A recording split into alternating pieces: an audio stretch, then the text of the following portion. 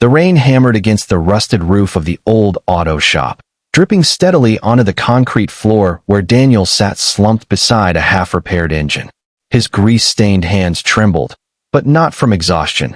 This time, it was from the crushing weight of her words that still echoed in his mind. "Fix it, and I'll marry you." She had laughed when she said it, her friends snickering behind her, but Daniel hadn't laughed. Not because he couldn't, but because her mockery felt like a knife twisting in an old wound that had barely healed. For 3 years, he had been rebuilding engines just as he tried to rebuild himself. But what do you do when even your hands, the only things you trust, can't fix the one thing that's most broken?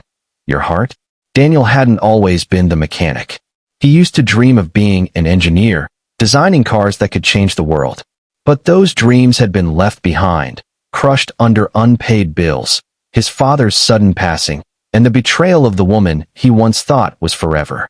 Claire. Even now, her name stung like rust cutting into his skin. He'd given her everything: time, love, loyalty, only to find she'd been seeing someone else. Worse, she hadn't even tried to hide it when she left. Her last words to him had been cold and sharp. "You'll never amount to anything, Daniel. Stop pretending." Since then, his world had shrunk to the 4 grease-streaked walls of his shop. And that's where she appeared, the woman in the red dress. Melissa Thompson, CEO of Thompson Motors. Rich, beautiful, untouchable.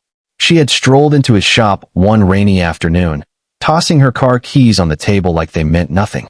Her voice was smooth, but edged with disdain. "Engine's dead. If you can fix it," she smirked, flipping her hair as her friends giggled, "I'll marry you." The joke sliced through the air like a whip. Daniel froze, the humiliation swelling in his chest. He didn't respond, just grabbed the keys and started working.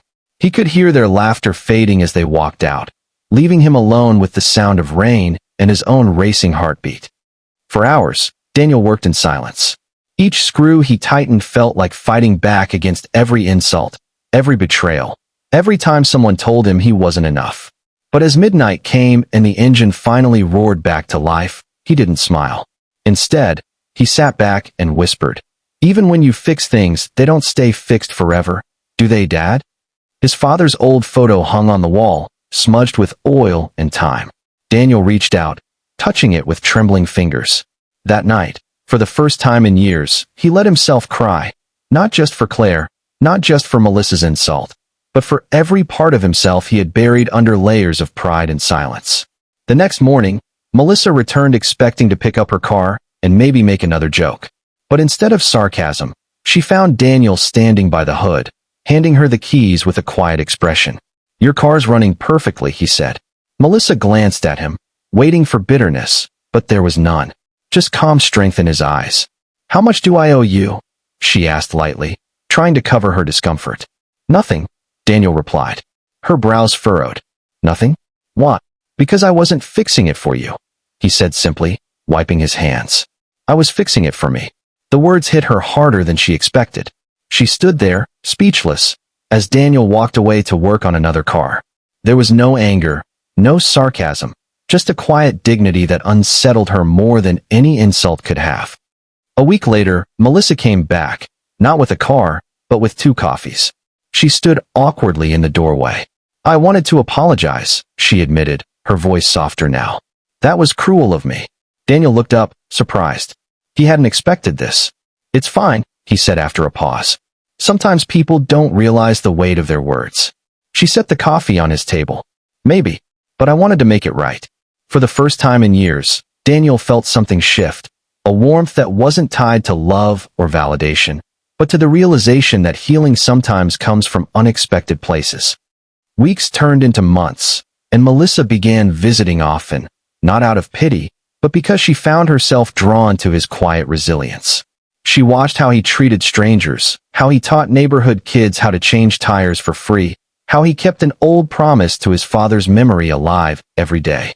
And one evening, as they sat outside watching the sunset behind the dusty auto shop, Melissa spoke without humor or mockery. "You know," she said, "if I had to marry someone, I'd choose someone like you." Daniel chuckled softly. "Good thing I'm not fixing engines for proposals anymore."